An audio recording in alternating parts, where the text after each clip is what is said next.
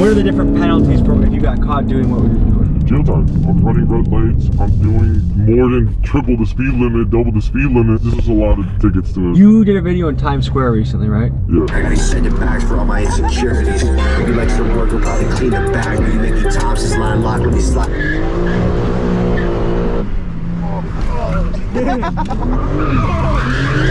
It only takes one mistake to permanently change or destroy somebody's life. I do understand that. It's just like, we were also like, it was a lot of people. 12 o'clock in the morning, you seen in the video, like I stopped, looked around, made sure there was nobody and started doing donuts. And then when I was running the red lights, I'm not gonna lie, I was low-key bugging. I low-key know how to run red lights. I've been chased by Mac cops to the point where I could blow the red lights doing 60, 70. No, I'm not gonna get my part. 60, 70, dude. What is your strategy in getting away from police? Hopping on the highway. These cops, like, they're not really built for that. It's a lot of real rookie cops now. It's a bunch of rookie cops, and these guys do not know how to drive on the highway. Let's talk about how drivers like Benz can evade detection for so long. They do so by altering or covering up their license plate so the car cannot be tracked by police or the traffic cameras. Cars with this modification have been nicknamed ghost cars. Last month, a joint task force was launched between New York Governors Kathy Hochul, New York Mayor Eric Adams, the NYPD, and the MTA to crack down on the issue of ghost cars. In their first day alone, they impounded 73 cars, issued 282 court summons, and made 8 arrests. And I noticed the same thing back home in Milwaukee. The guys running through the red lights, driving the stolen cars, and driving aggressively, most of them do not have license plates.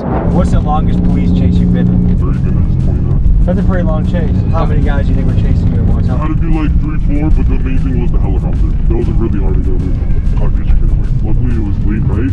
I was in the Porsche, and that shit does 210 miles an hour. So I just hopped on the highway. You know what I mean? The helicopter can only go so fast. You go faster than the helicopter? Yeah, they only like top out like 150, 140. You crash into somebody, they get paralyzed, they die. Do you think you deserve to go to prison? Yes. Obviously, I wouldn't want to be put into prison for life. If I kill somebody, that's somebody's life. Like, that's somebody's mother, brother, cousin, whatever the case is. If somebody crashed into my mom in her car and they killed her, I'd want them to go to jail. You know what I mean? Maybe not for life, but just enough to get it in their head, like, you know? What makes taking these risks worth it for you? They're not really risks to me, that's the thing. I don't really see them as risk. I see them as, like, you know, me just everyday driving. You say you've been driving since you were 9 years old? My dad used to give me his car. You know, I used to sit on his lap when I was like 7. He used to give me the steering wheel, that, and then, you know, I hit 9. He used to send me, yo, go to AutoZone real quick. I used to go to AutoZone, Home Depot, whatever the cases. At 13, I used to start picking up my boys, and that's when I started really, like, you know, cutting up. Oh my motherfucker. Okay, easy, Tiger. Easy, easy, easy, easy, easy, easy, easy. Come on, come on, come on, come on. Hey, hey, hey. Hey. No more, no more. Ooh, that motherfucking made me... Imagine me doing that. At 100? Yeah, that's really nothing. How many police chases do you think you've been in? More than my hand. There's been so many times where, like, the boys just get behind us and they start chasing. Or, like, it's not really chases to us. You know, they back off. Do you think you're the most wanted driver in New York? Between me and Where's 981, like, Where's 981 low-key died down, I feel like I've taken over that spot, so yeah. I'm sure there are a lot of young men that watch your content. What do you think about kids that want to go try and replicate this, copy this? From Squeeze Benz himself, do not come try this. This is something that you could get paralyzed, you could die. I don't drive like this, you shouldn't. Some people in this game take lots of risks, and Squeeze is one of those guys, but highly advise never to do this. How sophisticated is the camera system in New York? It's getting more sophisticated now to where, like, you know, it take them probably 2-3 days to really find where you was at, you know what I mean? How do you stash your vehicle so that the police don't trace you to your house? I pay for a garage, I have other parking garages where I park my car. So just like a drug dealer has trap houses, you have different... I have trap houses, yeah. Here we go, are you nervous at all? I'm nervous. The boys are right here.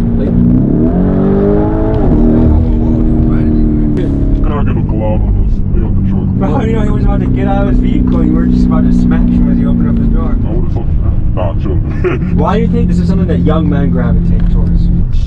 Adrenaline. Let's talk about brain development in young men. The male brain does not fully mature until about 25, so their prefrontal cortex that assesses risk is not fully developed yet, which helps to explain the risky behavior we see in this segment of the population. There's a name for this: young male syndrome. This sometimes short-sighted behavior is hypothesized to have provided an evolutionary advantage. A 2001 University of Liverpool study found that females prefer brave males who take risks to the ones that do not. And if we go back thousands of years to being hunter-gatherers on the savannah, this preference makes sense, as a female would want the male that fends off the lion or stands to fight when another rival tribe approaches. Biologically, not much has changed in our brains then, but our technology has progressed much further, and it helps to explain why you see young men doing high-speed chases and drifting through Times Square. What's the craziest getaway story you have? That'd be the one with the helicopter. I pulled up on the highway showing the charge. He was about to pull someone over. So I got behind him. I started playing with him. And I was recording. I got away, obviously. A week later, I started getting chased by 2-3 black Chargers. I'm looking up and I see the helicopter above me. And I'm like, oh nah. It was only like my second ever helicopter chase, so my heart was bumping. I'm not knowing how hard these guys are gonna go for me right now. They're gonna set a roadblock up, something, you know what I mean? But thank God that wasn't the case. Like a spike strip. That's never happened to me. I don't need to give these niggas advice, but like, I don't know why don't use spike strips. Is it hard for you not to be going fast right now? Honestly, yeah. If New York really wanted to step their game up, they should put a place where people can do this and have fun in a safe environment. If you give us a spot, we're gonna use it. How long do you see yourself doing this for? This is not gonna be a forever thing. Eventually it's gonna turn into a brand. How often do you drive reckless? It's every day, but to a limit.